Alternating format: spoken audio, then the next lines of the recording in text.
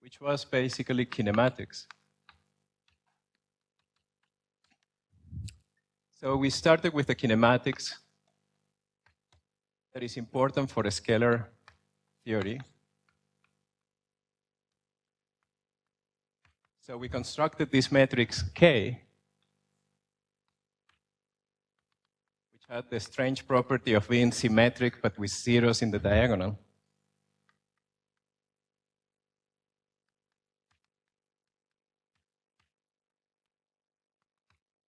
And whose rows and columns are up to 0. Okay?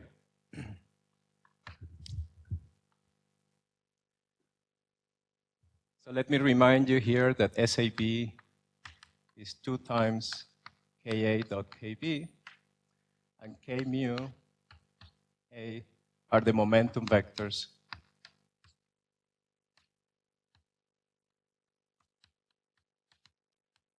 And we are considering massless particles. Then we said that for general theories,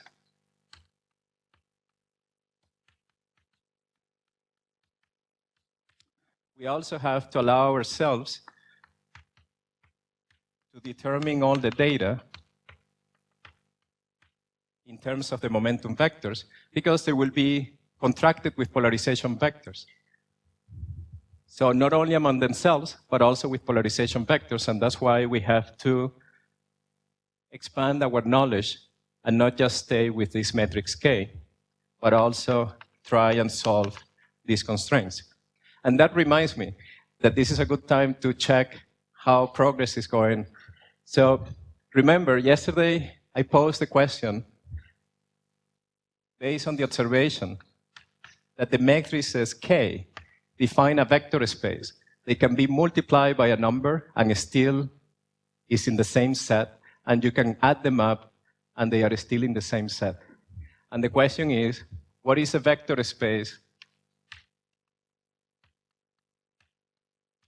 What's the physical meaning of this vector space? So I still haven't gotten any emails from you guys, so maybe you wanted to share with everyone your findings. So this is your opportunity to tell everyone something that I definitely don't know. No one? Okay, so maybe you have, you have one more day. So let's get this done today, okay? Very good. Now, maybe there will be better luck in the next set of questions here. So for general theories, we decided to trivialize these quadratic constraints because there were too many of them, especially if we set the number of dimensions to be fixed, say dimension 4. If we trivialize these constraints, we're going to make these ones quadratic, but it's a good trade-off. So the way we decided to trivialize these constraints was by building a matrix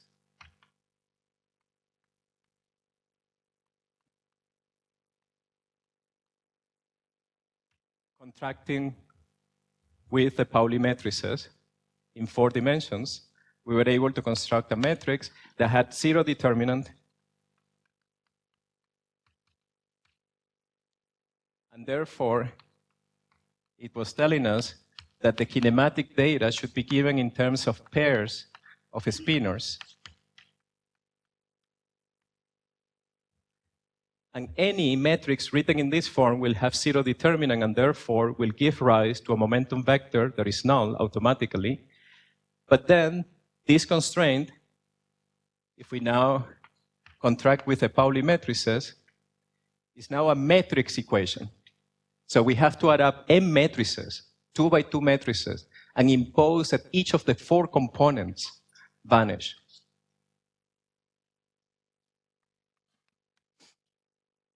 So in order to do that, allow me to introduce the following notation. I'm going to say that the lambda vector with component alpha is an n-dimensional vector whose components are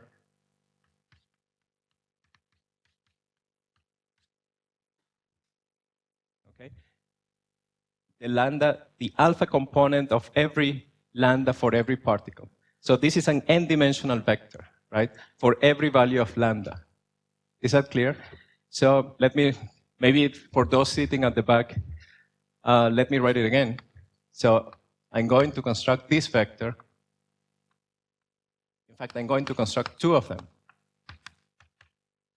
This one is going to be the first component of the lambda of the first particle, the first component of the lambda of the second particle, and the nth component of the lambda, sorry, the first component of the lambda of the nth particle. This vector is going to be the same thing,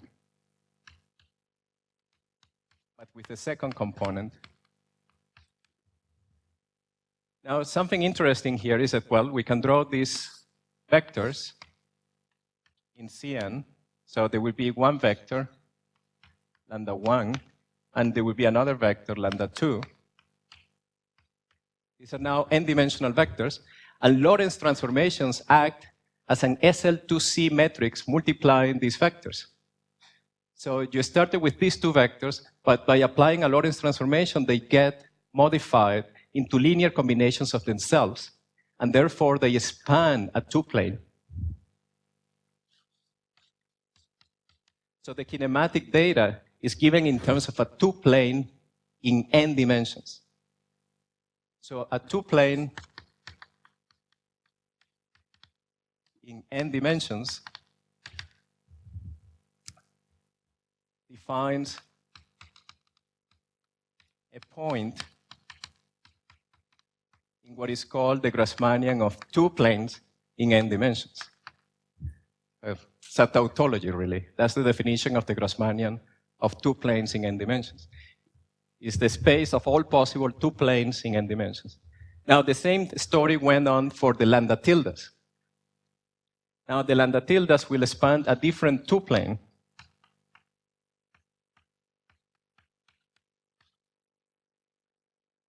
And momentum conservation is the statement that this vector dot this vector has to be 0. This vector dot this vector has to be 0. This vector dot this vector has to be 0. And this one dot this one has to be 0. So in other words, lambda 1 dot lambda tilde 1 has to be 0. Lambda 1 dot lambda 2 tilde has to be 0, and so on. So that's the statement I made yesterday, that the kinematic data is given in terms of two planes that happen to be orthogonal to each other. So momentum conservation tells you that this must be true. Okay? So we also said that a similar story could be done in 3 dimensions and in 6 dimensions, right? And we left open, so here comes the time for you to tell me how progress is going. So the question were,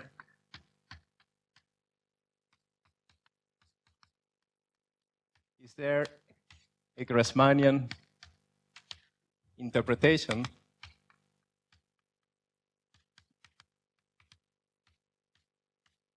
in 6 dimensions? Okay, I didn't tell you the answer yesterday, simply because I don't know. And it was your job to find it. Any hands? No? Okay, still have time. And the other question was, can you generalize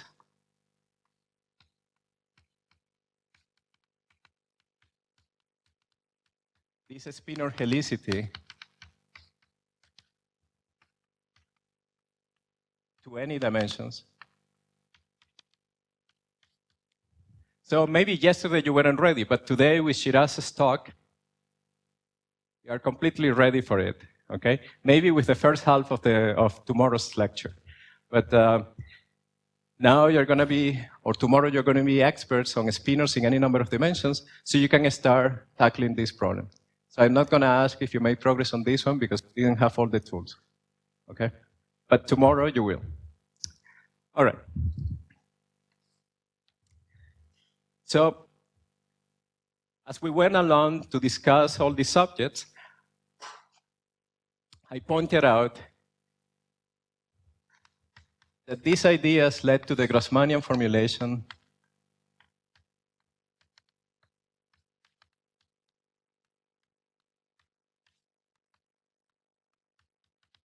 of the S matrix of n equals 4 super-Young Mills.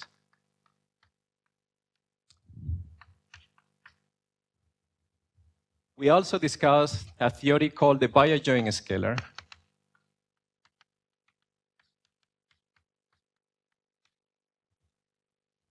So this was a theory that had a scalar field with two indices. Now you could say, well, maybe this is a metrics model from what you learned today, right? And here is another question that we can add to our list. Can we generalize this to tensor models by introducing another index? In any case, so this theory, for the time being, was something like this.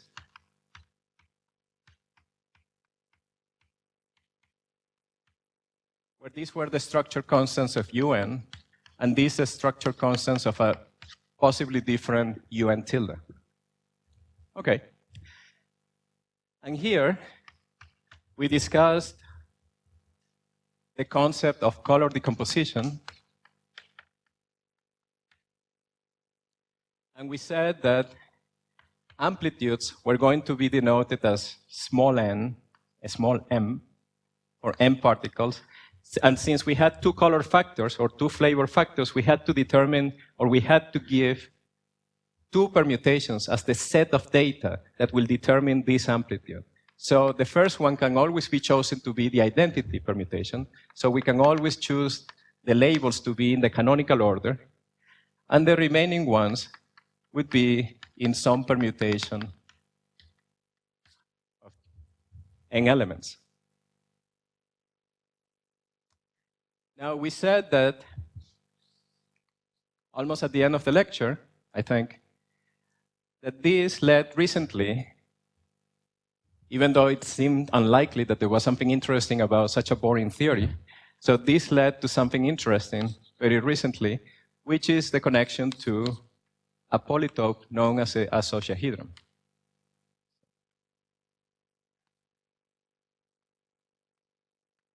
Okay? Now, this and this, and let me add perhaps something that I didn't discuss, but it comes naturally from the spin or helicity formalism, which are the BCFW recursion relations.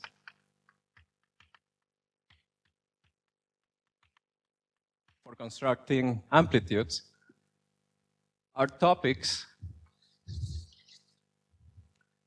that I've decided not to cover during the lectures. However, during the discussion during the discussion sessions, if you would like to know about any of this, so just let us know, and then we can spend some time during the discussion period that we have. We have today one of them, so we can choose one of these or maybe two of the topics and discuss them in some detail. I'll be happy to do that. Okay. So if we're not going to do any of this, what is it that we're going to do today?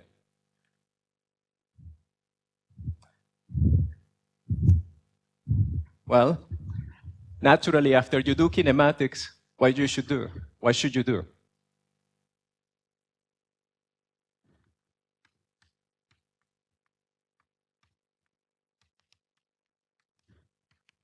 So let's try to do dynamics, okay?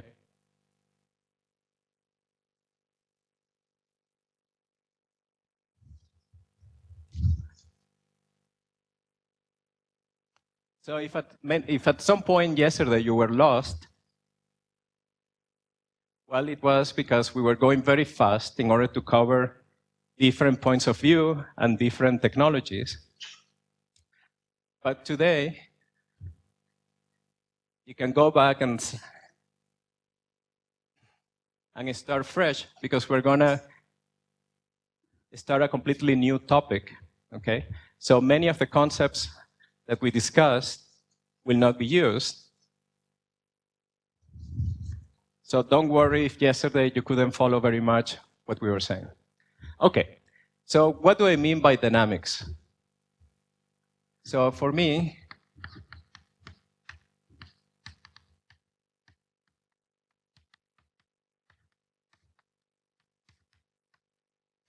it will be the information of the singularity structure of amplitudes. So yesterday, we did some of the simplest possible examples. So we worked out the theory lambda phi cube, or g phi cube, the theory with interaction Lagrangian, g phi cube, and we computed some, well, we didn't compute, we just wrote down because it's so simple. We wrote down some of the amplitudes. So the 3-particle amplitude is just proportional to the coupling, there is nothing else. The 4-particle amplitude, we said it was something of this form. Do you remember the definition of ST and U? Very good, yes. Of course, you all know what ST and U are, but my precise definition sometimes is different. People choose different labels to mean, okay, I'm going to write it down so that it's just spending too much time talking. So S is going to be S12, which also happens to be equal to S34. T is equal to S23. For me, is equal to S23. So some people choose this one to be what I'm going to call U. So you should be careful with the conventions. This is S14, and U is S13, which happens to be S24. And these relations happen because of momentum conservation, okay? And they follow from the condition we impose on the K matrix that the sum of the rows is equal to 0, okay? So if you don't believe me, try it. And if it doesn't work, well, try it again. As I learned from Shiraz, from a story he was telling us today over lunch.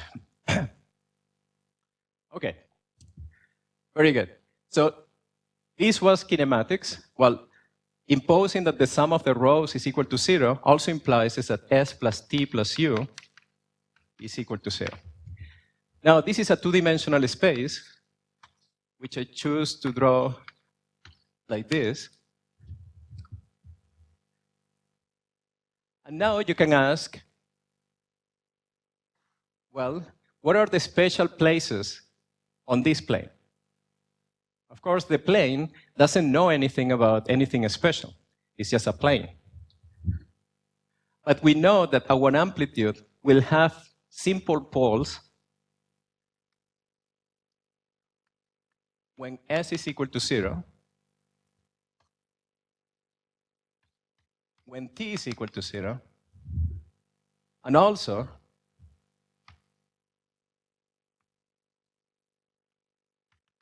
when U is equal to 0.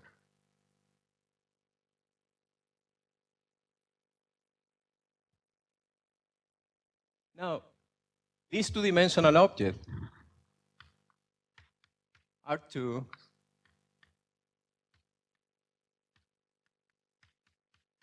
doesn't know any physics.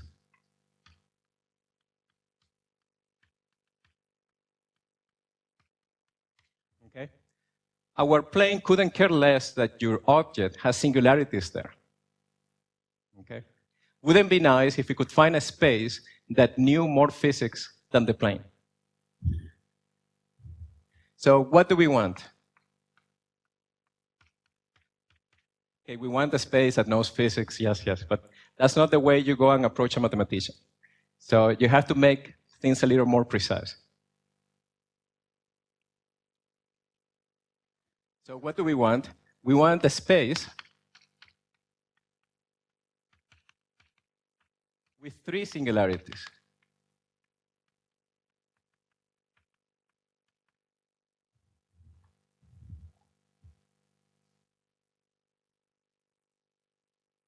Now, even with that, it's very vague, and you will have to be very lucky if your mathematician friend actually comes out with an answer. But let's imagine that you're lucky, and right when you ask that question, your friend was studying the space of spheres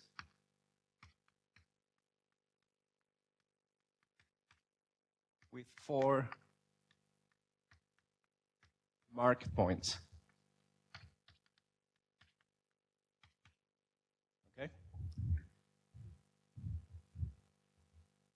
Well, we're doing 4 particles, and your friend is doing spheres with 4 mark points. So what do we mean by this? Well, we literally, you ask, what do you mean by a sphere with 4 mark points? So he goes and, or she draws this for you. Say, okay, very good. That's a sphere with 4 mark points, definitely. And an equator. But But then your friend says, no, let's be more precise. This is not any sphere. We really want to consider Riemann spheres.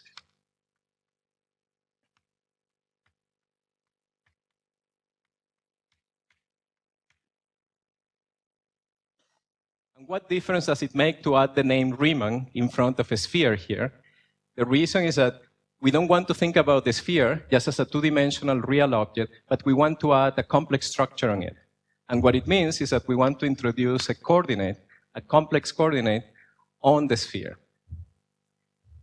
Now, there will be different ways of doing that, depending on your mark points, but any 2 choices that are related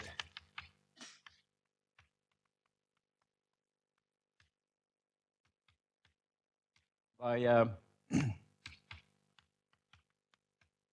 SL to C transformation are equivalent.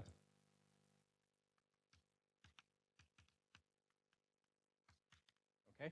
So your friend is studying the space of all possible configurations of 4 points on a sphere, on a Riemann sphere. So that sounds like a very complicated space because these 4 points could be anywhere. But thanks to this redundancy in the description, on the human description of putting points on the sphere, we can actually do much better.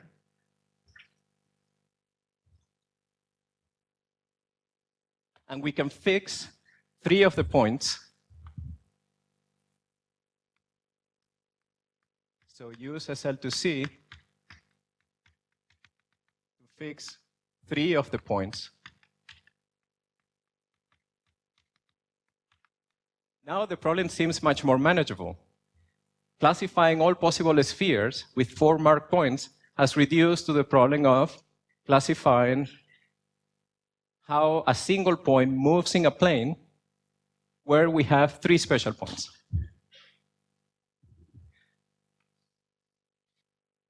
Canonically, it's nice to choose one of the special points at 0. We can fix another of the points to be 1. And now I assure you I know how to count. Okay? I'm skipping 2 for a reason. And then 1 at infinity. And sigma 2 will be the one that we're free to vary. Okay? Now, every different position of this sigma 2 will correspond to a different sphere. And we want to construct the space of all such spheres. So this particular one corresponds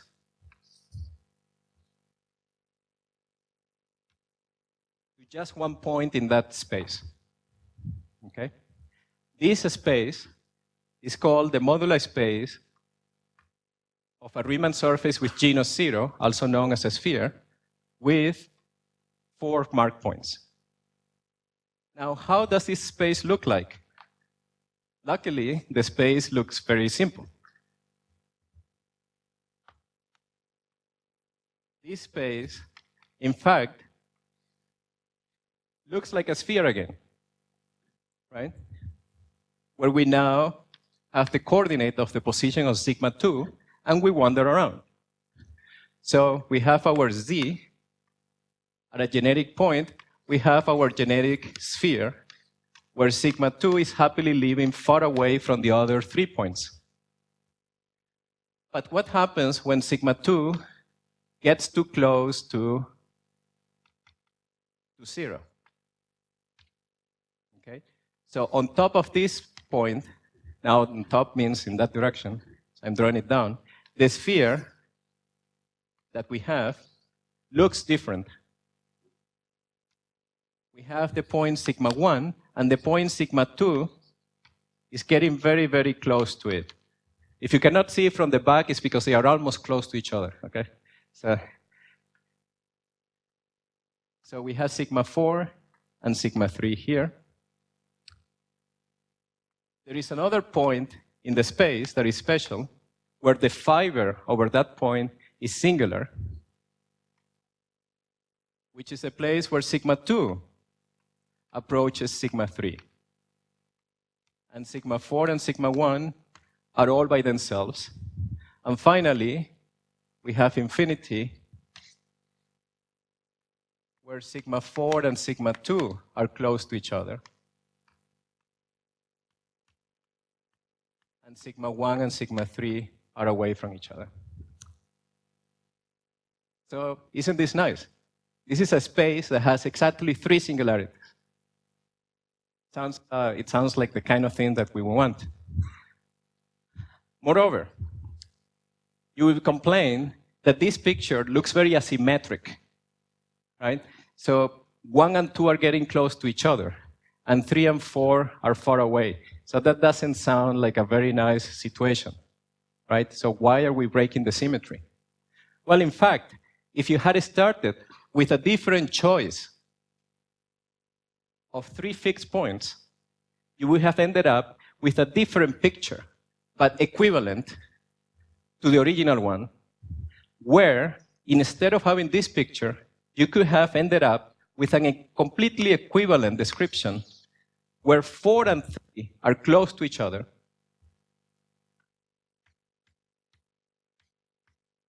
and 1 and 2 are away from each other, okay? Now, mathematicians have a very nice way of describing this situation by doing an operation which is called a blow-up of the space, in which they replace the fiber at this point by something that looks more democratic. So you replace this picture by 2 spheres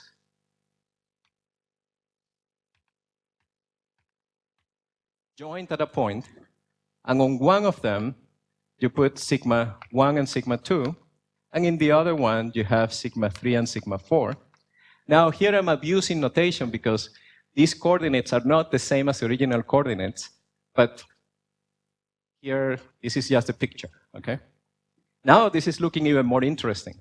At the singular point, the sphere factors into 2 spheres, and the 2 particles, the 2 sets of particles separate themselves. Well, what happens here? The same thing, but now with sigma 1 and sigma 4, and sigma 2 and sigma 3, and I'll let you do this one by yourselves, okay? So I'm thinking about this as a moduli space, and on top of every point, we have a sphere. So that's what I'm saying. That now I'm thinking about the total space as if it was a big manifold. No, the original 4 points are not the base space. The original 4 points, these 4 points are the ones we started with, right? And this is the base space. Oh, sorry. You mean? Oh, yes. The arrow is in the wrong direction. Yes. Thank you.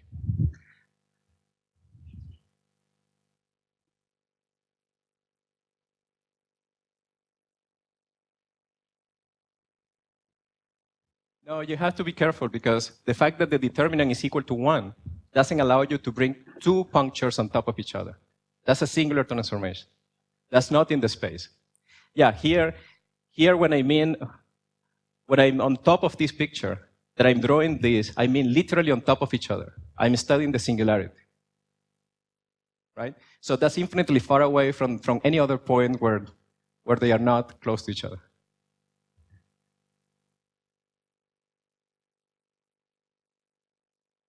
Yeah, but you will never generate more than 3 singular points. Do you agree with that? Okay.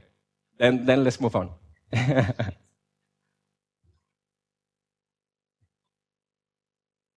No, that doesn't change, right? So the fact that here is 1 and 2, the ones that are on top of each other, once they are on top of each other, no SL to C transformation will do them apart. Okay? That's even the, so these two guys got married, but forever. Okay?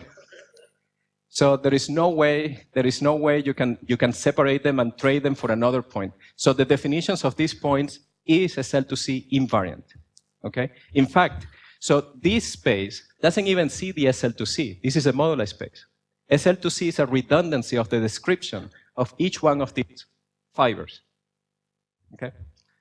Very good. So all this story is very nice and very beautiful mathematics. So Shiraz was here. He would be complaining that maybe it's useless, right? If it wasn't for the fact that there is a way of connecting this space to our kinematic invariance. So what do we want? How can we connect these two things? So we want each of these singularities to map to one of these lines. So that's the connection we want to make. So let's see if we can do it. So that would require us to make f sigma 2 a function of our kinematic invariance.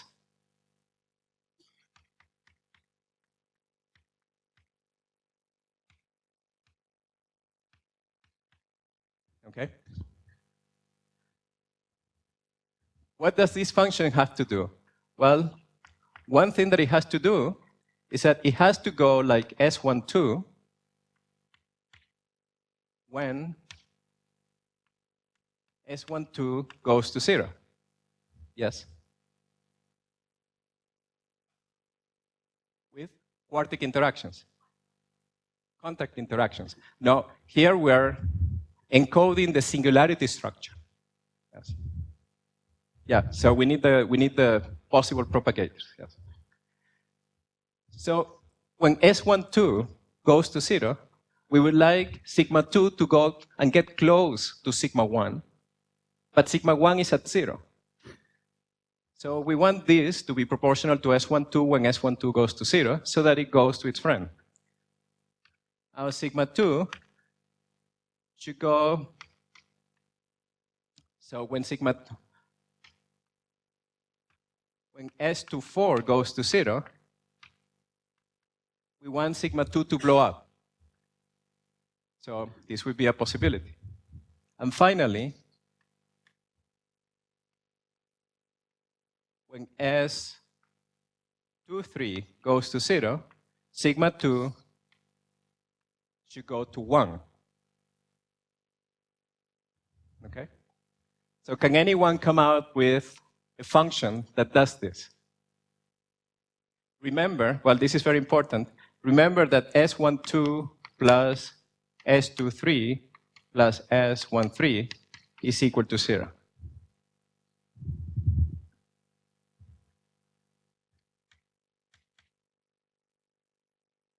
I guess your first try would have been to take S12 and divide it by S24. Right? Well, sure enough, that does the first two. But in order to get the last one to work, what else do I have to do? Put a minus sign. Is that easy? Yes. That's it. With this map, we map all our singularities to single points on that space.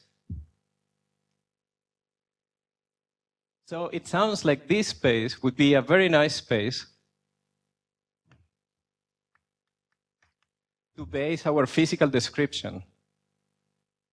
Somehow, any 4-particle amplitude should have at its core this moduli space. But if 4 particles is all we're going to do, we'll probably not get very far. So we can ask if this can be generalized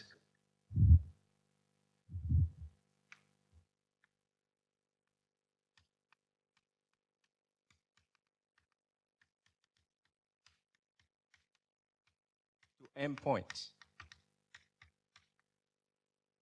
Well, sure enough, this moduli space exists. Don't ask me to draw it, because it's going to be very hard to draw it. This is a space that is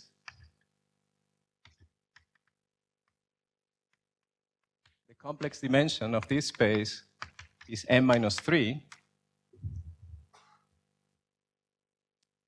However, the connection between the mark points and the kinematic invariance can be generalized. Yes?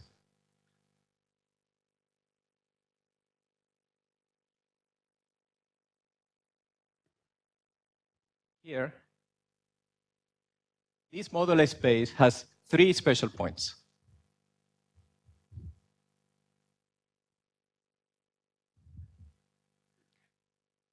Yeah, this is a new puncture. Yeah, very good. So thanks for reminding me to say that. So even better, this description, if you find in the mathematical literature, we show that the single sphere has split into 2 spheres, and each of the spheres has gained 1 new mark point.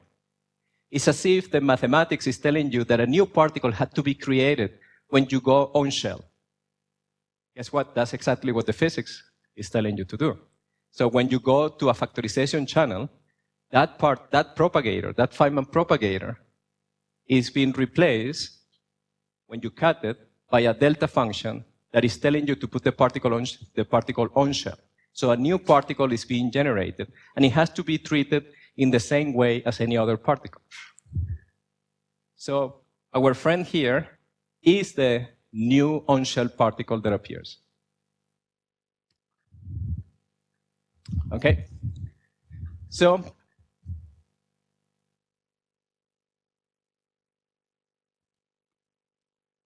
let me rewrite this in order to motivate the generalization to endpoints. So I'm going to write this as follows.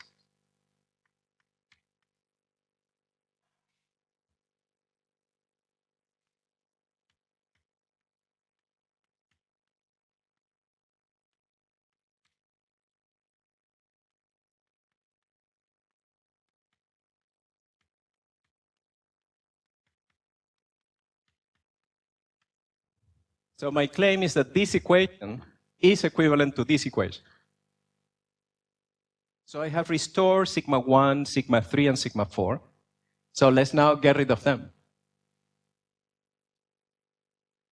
The first thing that you should do is to take the one that is going to infinity and remove it. Sigma 1 is equal to 0. Sigma 3 goes to 1. With a minus 1, we have to remember it there. Sigma 1 is equal to 0. And this equation boils down to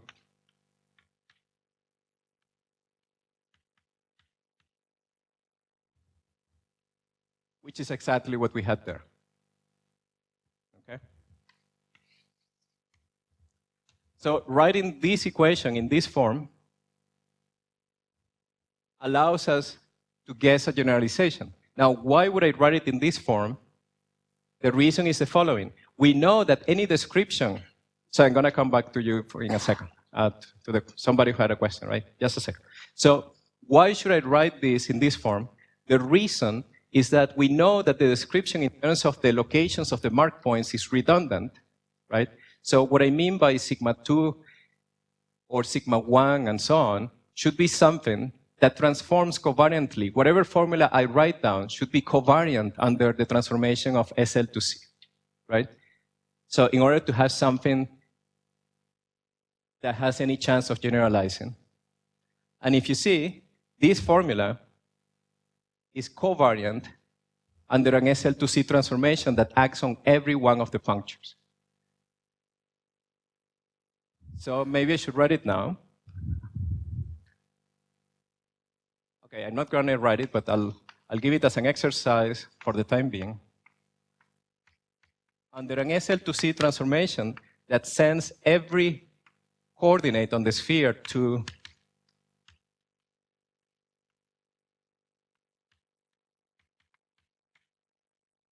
the exercise that you should try to do right away is figure out how the difference of 2 points transforms. Okay. So your question? Yes.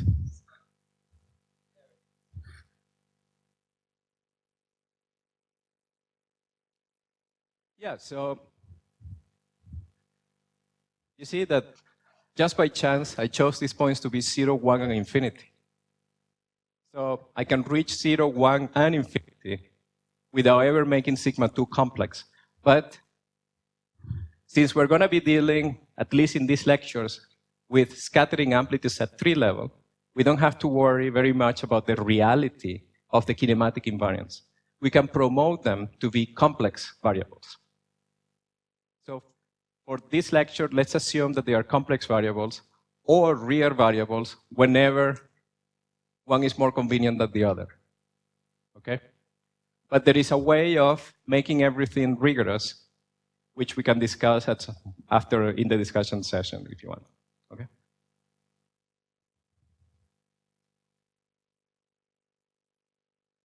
Yes.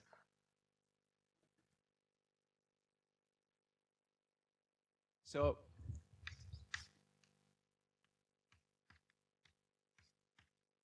these are things that we want to impose.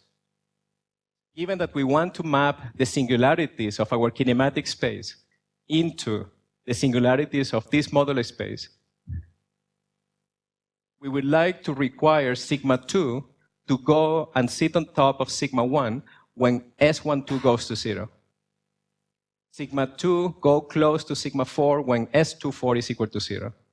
And sigma 2 to go close to sigma 3 when S23 is equal to 0. Okay?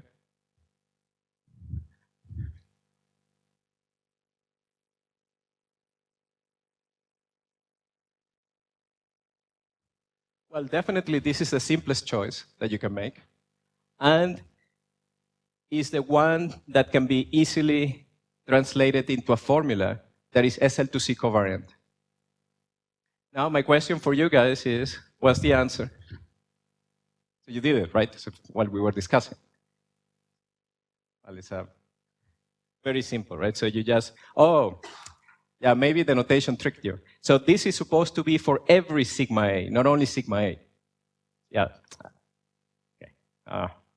So I could have done, yeah, we could have done here B and C.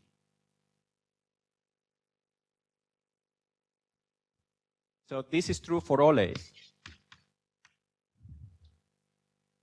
So when we do this, so you know the answer? So what does it give you? Yes. Yeah, that's fine. Uh-huh.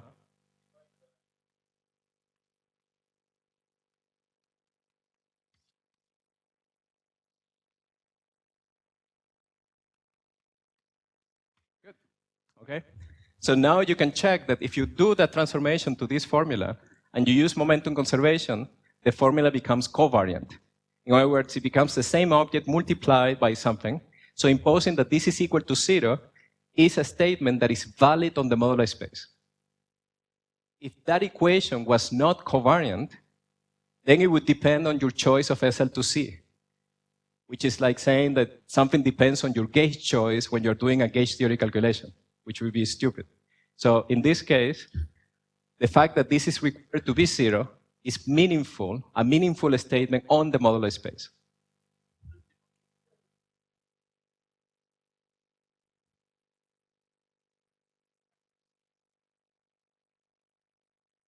Yeah, so try it.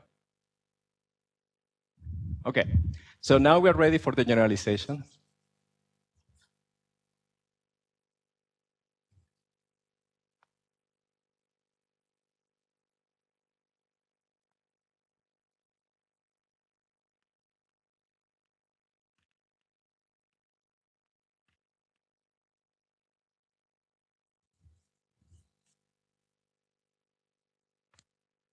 And the generalization goes under the name of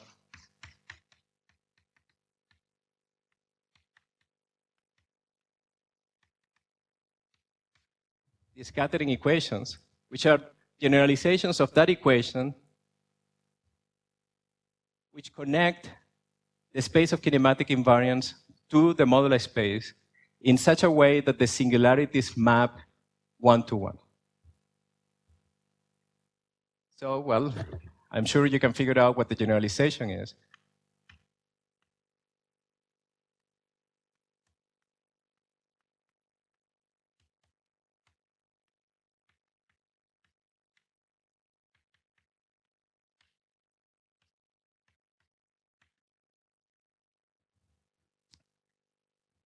So somebody should complain at this point, because when I mean for all A, you would say, well, you ended up with n equations, right? And if things work out correctly, here, we were working with n equals to 4 particles. How come that we only found one equation?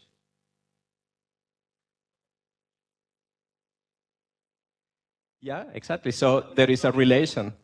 And the other 3 equations that you can write down are linear combinations of this one. So they are all 4 equations in total, but only one of them is independent. And this is the one that I wrote down. So out of these equations, only n minus 3 are independent,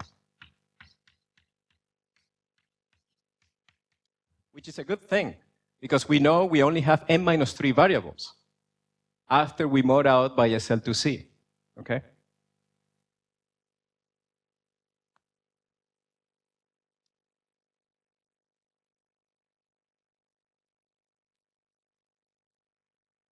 Very good.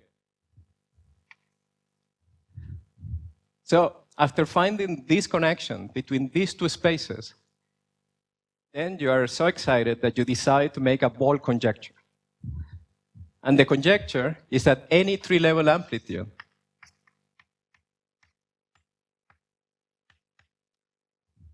or any theory that you can imagine in any number of space-time dimensions, of course, like any bold conjecture, then it's probably wrong. But in any case, I'm assuming, imagine you are at the point where you're excited about this, then you say, well, maybe it's true that any 3-level amplitude can be written as an integral over that modular space. So it would be an integral over this modular space. And how do we do that? It sounds complicated, but it's actually very simple.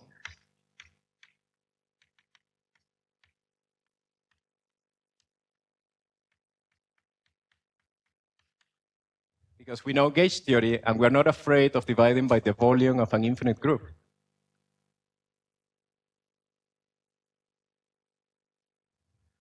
Of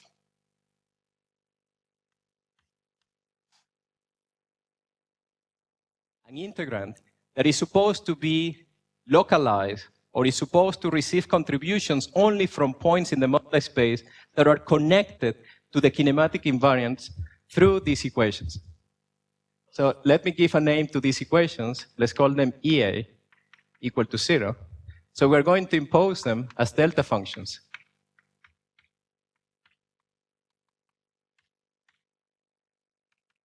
Times, so here comes the silly part, because once you make the conjecture, this one sounds empty. If I tell you, if I told you the conjecture like this, times some integrand which is to be determined. So it's like, well, okay. So very good, very brave conjecture.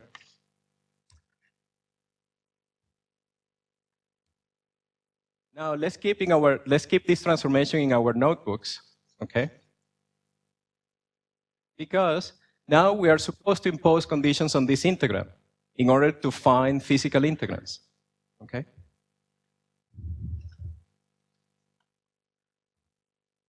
So it's an exercise.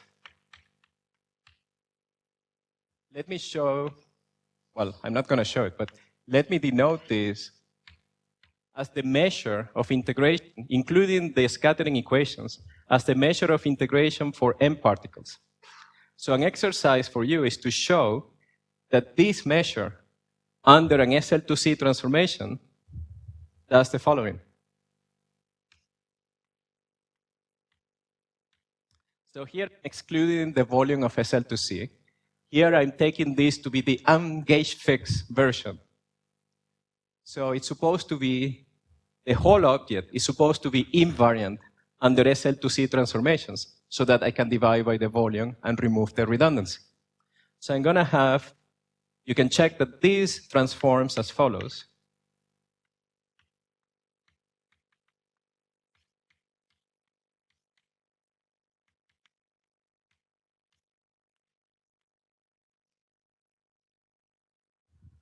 So whatever our integrand is going to be, our magic integrand has to cancel this transformation.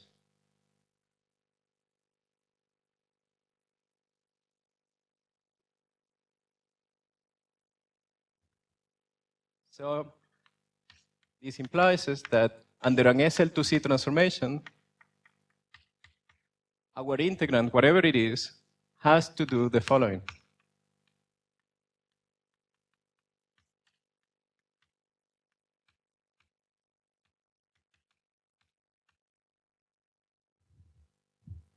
Well, now you can go ahead and try to guess what possible integrands satisfy this property. You could try to find the simplest guess that would do it.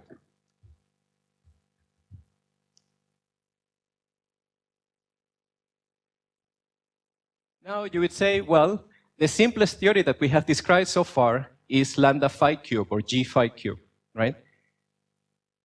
Now that theory is completely permutation invariant. Amplitudes don't have any flavor structure, so we cannot color decompose them or flavor decompose them.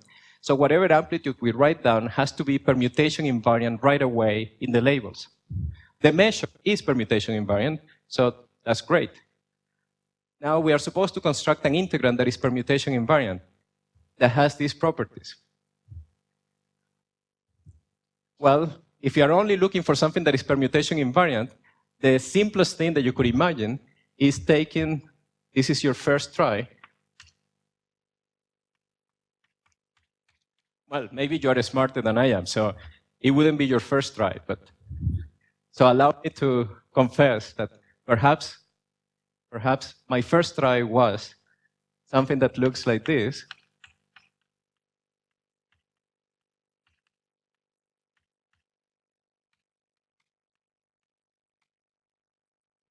This is permutation invariant. So it's the van der Monde, 1 over the van der Monde of every single differences of labels, okay? But clearly, this thing is too big. It will produce factors in the numerator, but the power is going to be too large. So tough luck, that doesn't work. So this try didn't work. So we need something that will only produce 4 powers no matter how many particles you have. Well, then you could start with your second try and say, well, if something that is permutation invariant doesn't work, we know that when you have color or you have flavor, there is a cyclic ordering. So maybe that one is going to work. So we can try with, and the reason I'm putting 1 over the differences of sigmas is that I know I need a positive power. And remember the transformation. So I'm going to try to do sigma 1 minus sigma 2, sigma 2 minus sigma 3, sigma 3 minus sigma 4, and so on, all the way to sigma m minus sigma 1, where I go around. Okay? Now, when I perform the SL2C transformation, I discover that this one almost does the job. What do we get?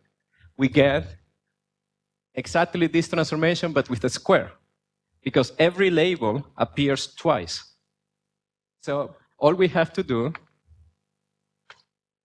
to get something sensible, at least that we can integrate,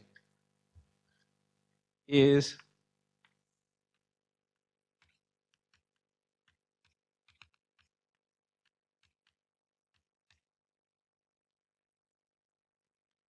to multiply them. Now at least the object makes sense, and you can start like crazy to put it in Mathematica and check what you get. Okay? So after you make the guess, you set up your experiment. Now it's time to do the experiment.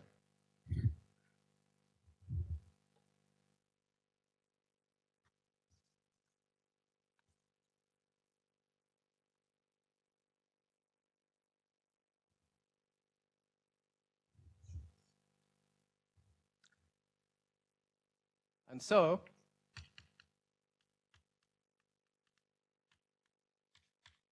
Here is the experimental data coming from just trying this. Note that this integration is not really an integration because we have enough delta functions to fix the values of all the punctures, of all the mark points. So this is not really an integration. It's simply a sum over all the solutions of these equations of the integrand evaluated at that solution divided by the Jacobian that you pay for solving the equations. So the experimental data, or in other words, let me write down the formula that you have to compute. So it's going to be a sum over all the solutions of the Jacobian times your guess for the integral evaluated at the particular solution. So when you do 3 particles, it's not surprising. I mean, I don't think anybody would be surprised by the fact that you get 1. Or maybe something proportional to 1, something like a 2 or maybe a half, or something that at least it would not worry you. You'd say, well, maybe whatever it is a normalization.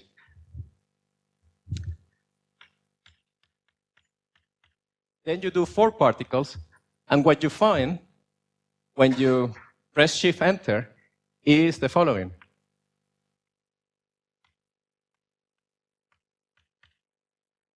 You say, darn, it sounds it's so close. But it's actually correct. Right? So U is minus S minus T over ST, which is 1 over S plus 1 over T. And this, if you remember, was nothing but the definition or the answer for this amplitude. With the 2 orderings identical to each other and given by the canonical ordering, these were the 2 diagrams that were compatible with this ordering. And then, sure enough, you hold your breath and you do 5, and what you find is it doesn't come out in this form, so it already gives you a new representation of the amplitude, but once you check what it has to be, you can convince yourself that it's equal to this object, plus 3 other terms, which are obtained by just cyclically shifting the labels. Is this the correct answer? For M5? Yes, it is. Because these 5 diagrams, this one,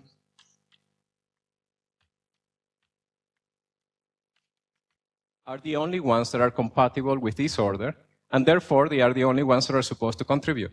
So that gives the right answer. So, of course, it works for 3, 4, 5, so you're convinced, and then that's the proof. It's not, but in any case, I think it's... So there is something special that happens, that it starts to happen at 6, that it didn't happen for 5 and 4. And that's the reason why you have to check 6 if you really want to be sure. What do you think happens that is not happening for 5 and 4?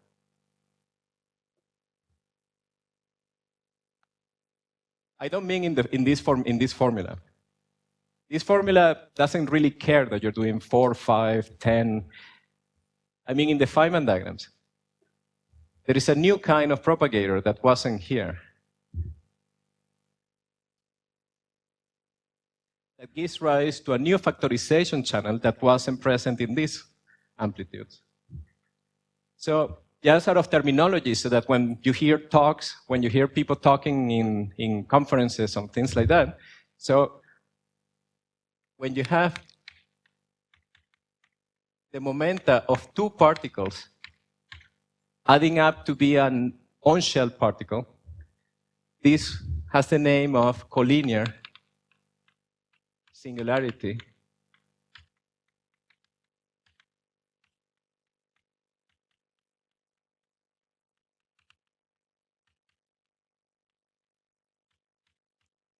And when a collection of m greater than 2 add up to be a new particle, this is called a multi-particle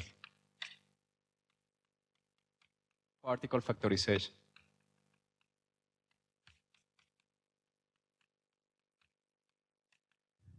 So, of course, you have to do 6 in order to feel really confident that you're doing something that works. But it does work. Now, what else would you try at this point? What do you think?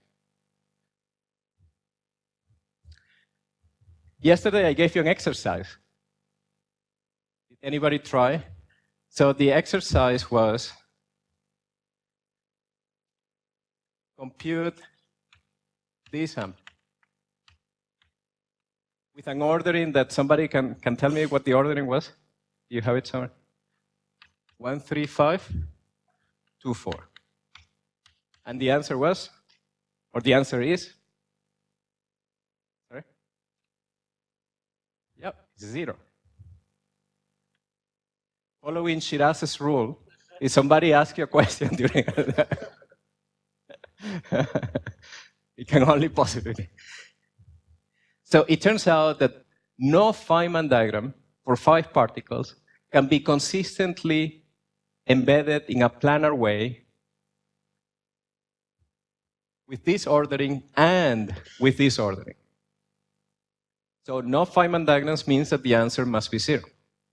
Okay? So wouldn't it be amazing if we could reproduce this result using this formula? But for that, we have to learn how to generalize to the case where you have 2 different orderings. Well, but you see that I wrote the formula in exactly that way so that you would know how to generalize it.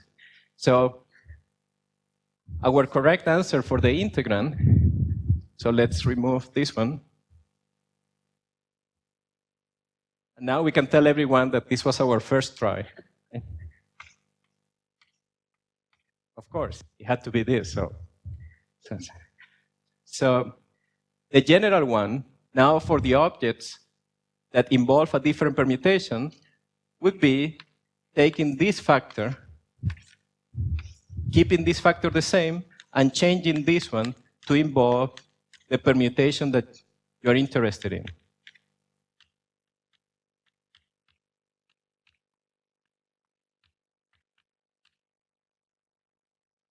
And sure enough, we have here, and the singularities that you see in the final answer.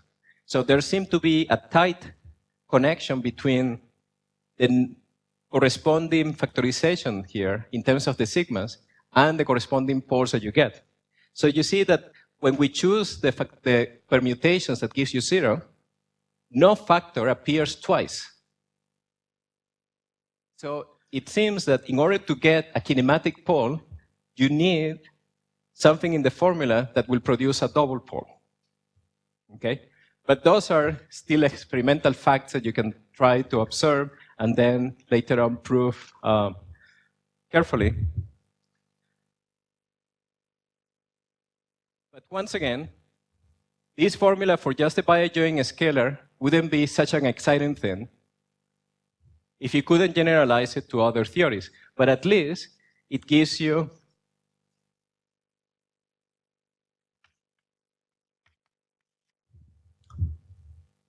hope that the wild conjecture might be true.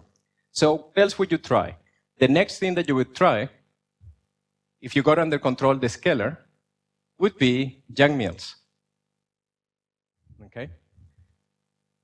So the next step would be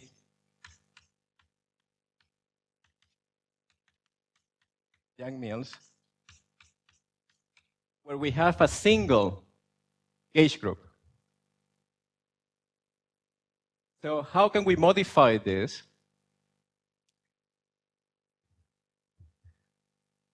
Well, I don't expect you to know exactly how to modify the whole thing, but at least I hope you know what to keep, right? So this was the integrand when you had a theory with two flavor groups. And this one was taking care of one of the flavor groups, and this one was taking care of the other. So in order to have the integrand for Yang-Mills, all we have to do is to keep this and guess what this new integrand is going to be. So how can we call it? Let me call it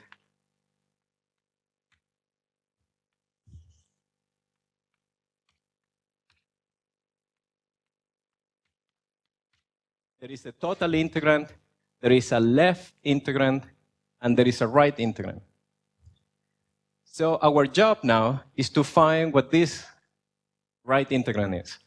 The left one, we hope, is doing the job of keeping track of the color ordering.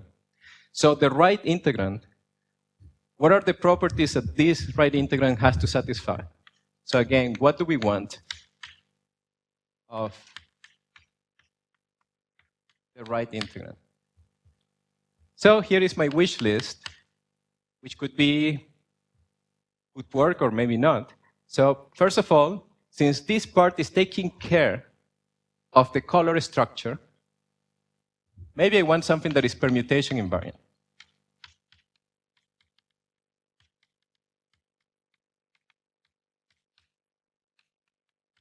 Next. Scattering amplitudes of gluons in Yang-Mills must depend on polarization vectors, right? So whatever this thing is must be multilinear in polarization vectors.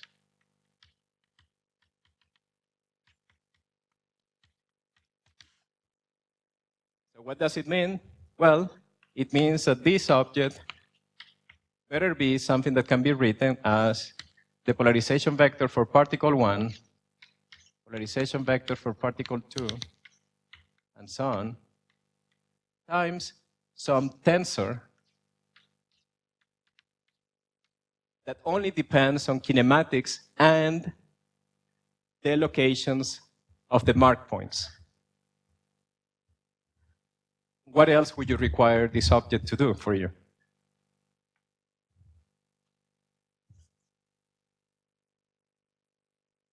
Something that is very, very, very, very important. Sorry? Oh, that one is very important, but the other one was very, very important. Yes. Yeah, that's true, yes. So we need I right to transform as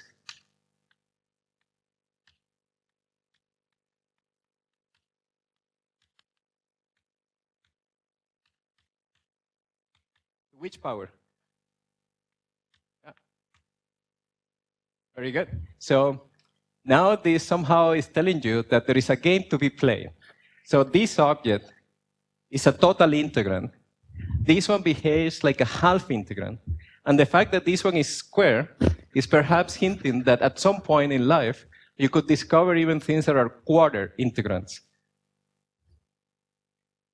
In the sense of how much SL2C weight they carry. Okay, but you had time to think about what's very, very, very important.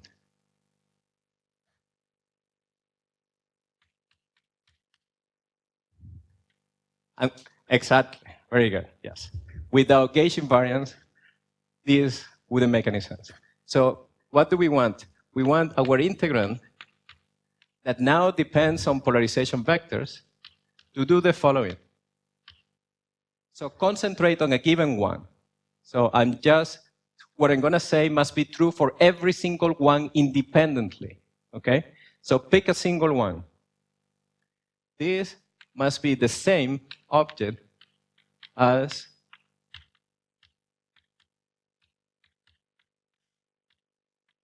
this object for any alpha.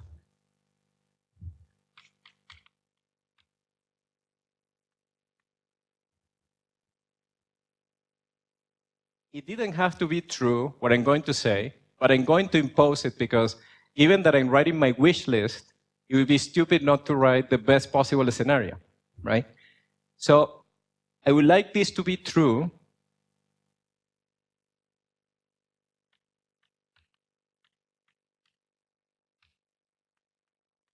on the support of the scattering equations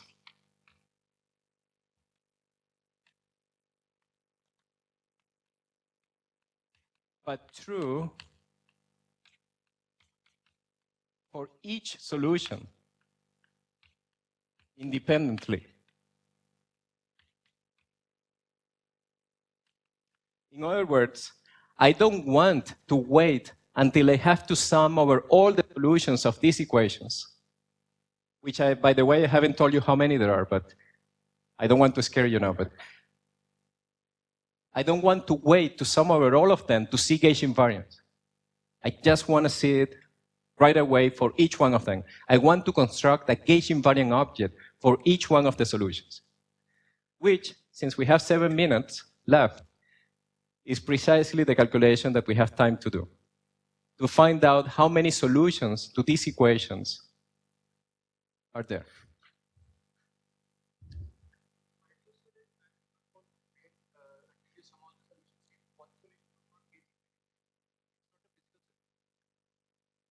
Well, if one solution was not gauge invariant, then it would behave like an annoying Feynman diagram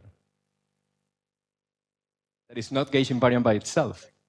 And indeed, it's not a physical object by itself. You have to wait until you sum over all Feynman diagrams to get something that is gauge invariant. But here, I want to be, since we're doing something new, it better be better. And it sounded weird. But, but otherwise, well, what are we doing, right? So it wouldn't be that exciting if we didn't find something that did something differently from what Feynman diagrams do. So I'm going to impose it because this is my wish list. Okay?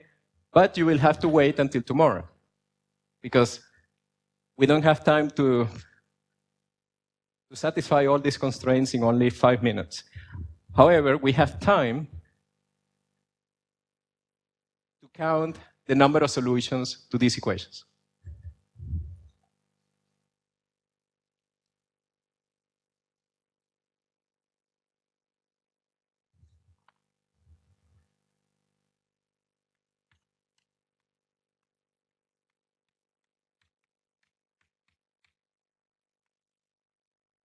I think it's something like this. Okay. So we start where it's easy to start. So with a case we already did, n equals 4. We did 4 particles, and we found that we only had to solve one equation, and it ended up being linear in the variable. So we found one solution.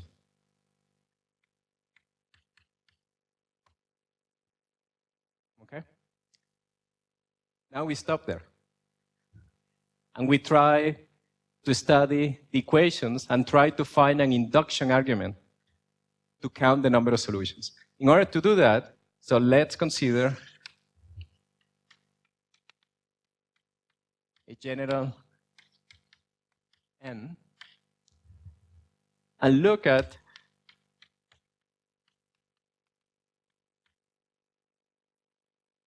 the nth equation. So that equation looks like this.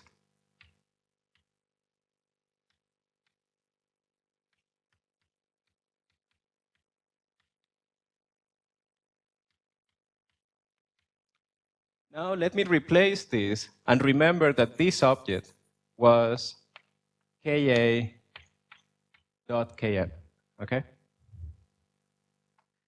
Now the number, if this system of equations is well behaved, the number of solutions should not jump as we change the kinematic invariance smoothly.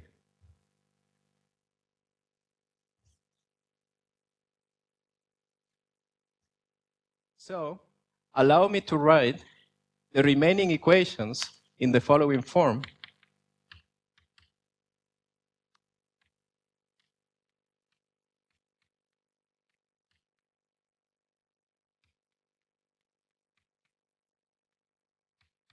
I'm going to extract the nth term in the sum of the expression that I just erased.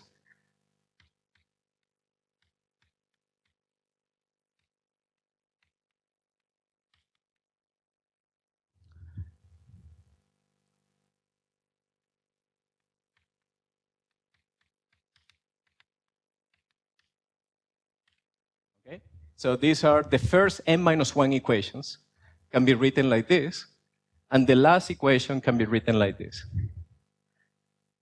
Now what I'm going to do is I'm going to approach the space of kinematic invariance where the particle n, and this is something very special for massless particles, but what am I talking about? You are all experts in soft theorems and all this, right?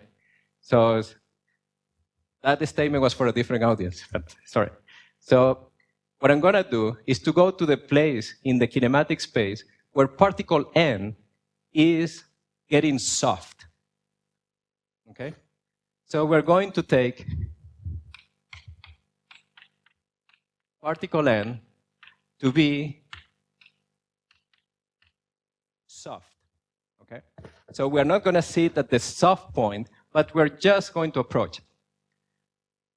And the number of solutions should remain the same because it's an integer, so it cannot jump unless we hit the singularity. But we're just approaching the singularity. So as we do this, to leading order, this term disappears. So to leading order, this implies that this is of order tau, and we remove it. After we do that, we solve these equations as if they were equations for n-1 particles. And how many solutions do they have? Well, these are the number of solutions. So we have capital curly n, n-1 solutions to these equations. So this number of different values of sigma a's. So I'm going to put an index here, I, and a goes from 1 to n-1. And this index I goes from 1 to whatever this number is. Okay?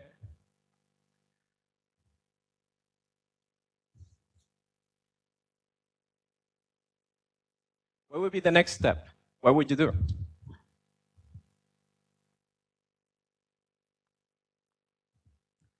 Well, the next step would be to look at this equation. You see that there is something very nice that happens, very beautiful that happens with this equation. Once you plug this into the equation, tau factors out. So that equation becomes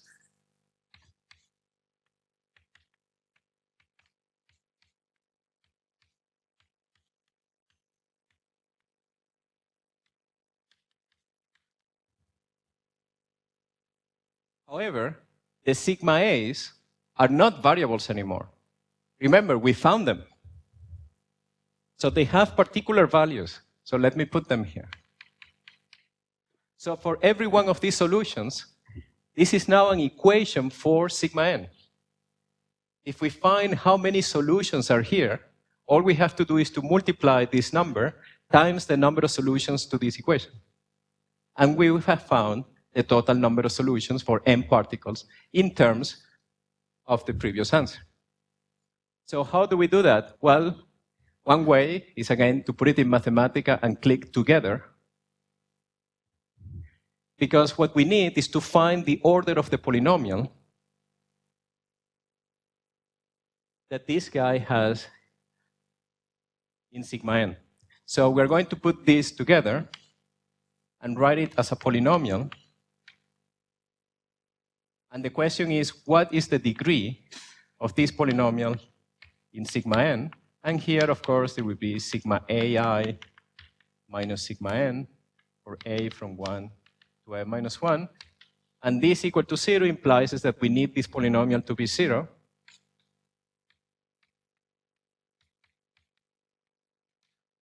And whatever number of solutions we find here is what we have to multiply by. So how do we find the degree of this polynomial? So what would be your first guess for the degree of the polynomial? Very good.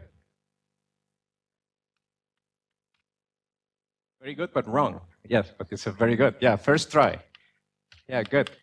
3 tries and you're right. First try. Not bad. D is equal to m minus 2. Why would you say that? Well, because this guy has to behave in the same way as this guy does. So when you go to sigma n close to infinity, this goes as 1 over sigma n.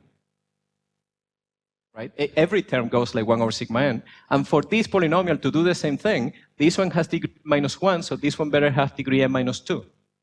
Okay? So that would be the first try. But then you say, well, okay, but now all I have to do is to show that the coefficient of the n minus 2 term of this guy is non-zero. And then I'm done. So let's compute that coefficient. So once we find out the coefficient, so how do we do it? Well, the coefficient is going to be something that looks like Ka dot q sigma n to the power m minus 2. But this is going to receive one contribution from each term. So in this polynomial PD,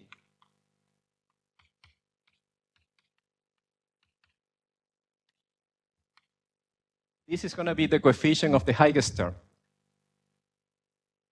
Well, but by momentum conservation, we can pull out, first of all, we can pull out the q and write this as Ka dot q. By momentum conservation, this object is the nth vector, which dotted with q happens to be 0, and therefore this term is 0.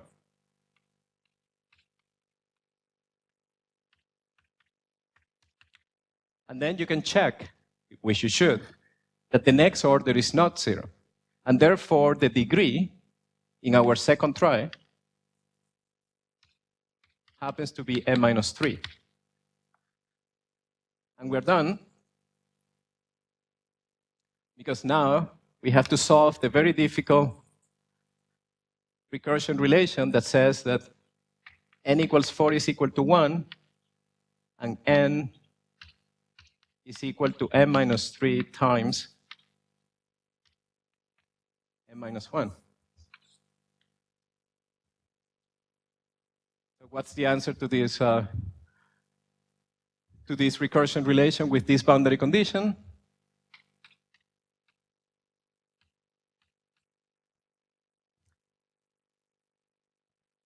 Very good. M minus 3 factorial, because every time we multiply by the next term, so it's just m minus 3.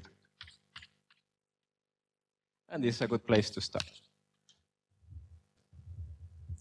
And the way it's built is precisely, so this is just going to take 30 seconds, but I have to say it because it's nice. So long time ago, Feynman proposed the Feynman-3 theorem as a way of computing loop amplitudes using only on-shell physics, right? Now, the problem with that is that once you cut propagators in your amplitude, you might end up with things that look divergent. And if you try to connect and interpret these particles that you're cutting as on-shell particles and the object as a physical 3-level scattering amplitude integrated over the phase space of these particles, you will find even divergences that were not there in your original object. And there is no way to get rid of that because you have gauge invariance of Feynman diagrams tells you that you cannot remove a Feynman diagram just because you don't like it and be left with something that is meaningful. But remember that here, I insisted on getting something where each solution gauge invariant by itself. So if we try to repeat that idea of Feynman, and we find that some solutions are divergent, guess what? You can just kick them out. The remaining object is still gauge invariant. And that's why this thing works at one loop. Yes? Mainly you have this IR, which is in terms of some tensor structure, T, which you call, contracted with the polarization vectors. Sorry, So you have a we also have T with the indices that you contract with the polarization vectors. D. What do you mean by D? It's capital T in IR, integrand.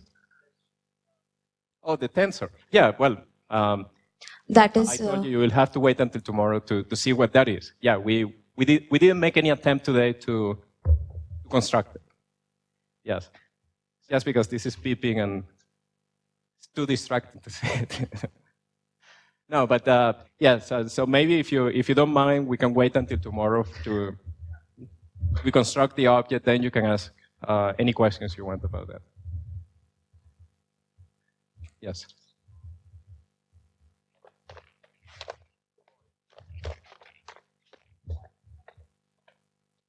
Yeah, so the question is, how do you avoid double poles? Well, as we saw, we know that roughly, if you see something that has a difference of sigmas, at most to the second power, then you are guaranteed that you will have simple poles. So far, with the integrands that we have constructed, that's always the case. But tomorrow we will see that with the integrand we're going to be forced to construct in Young-Mills, that doesn't happen. So the answer to your question is basically you have to have faith and then check that at the end of the day the double poles cancel. Yes, very good.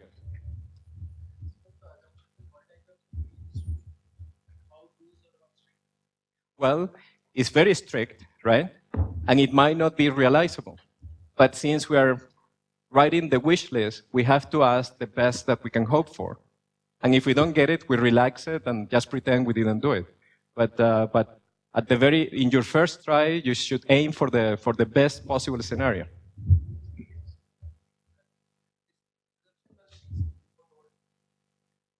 Yeah, tomorrow we will see that it's actually realized. Yes.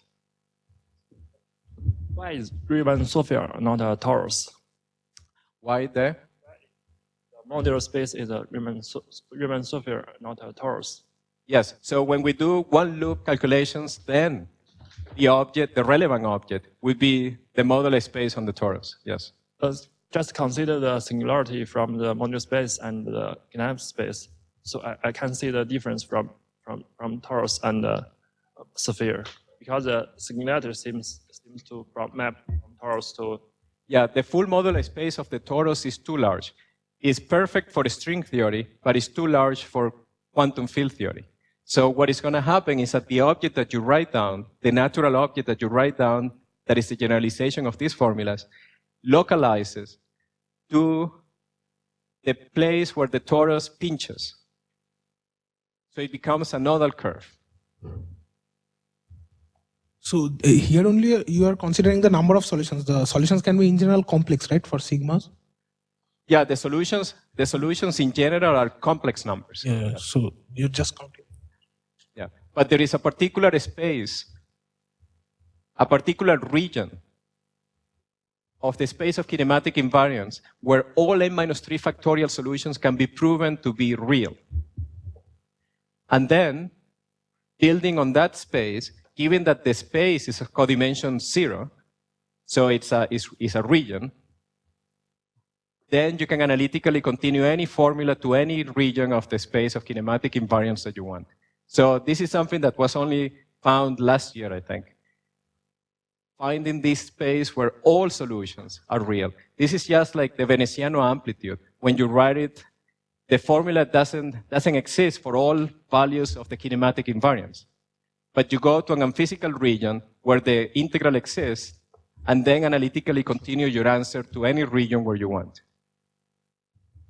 The solution, getting a real solution, it will just constrain these coefficients of sigma, means different powers of sigma. It means if you want a real solution, or if you want to check what is the region where the solutions are real, that was going to put some constraint on these coefficients of these sigmas, different powers. So what I mean by the region where the solutions are real is the region of the space of kinematic invariance. In other words, what are the possible matrices K of SABs? What are the values of these numbers that guarantee that all n minus 3 factorial solutions are real. And there exists an n minus 3 times n over 2 dimensional subspace where that holds. So it's not a submanifold, it's a subregion of the total space. And it's a very nice story. It has to do with a Hamiltonian of particles that are repelling each other on a line or an interval. So you have particles, all possible ways of sprinkling particles on an interval, and the particles are giving a charge, so they repel each other. So you can even show that all the solutions will give rise to Jacobians that are positive, because all the solutions are stable. So it's a very nice story, but maybe we'll have to do it in a discussion period. Okay, so maybe we can break and then discuss.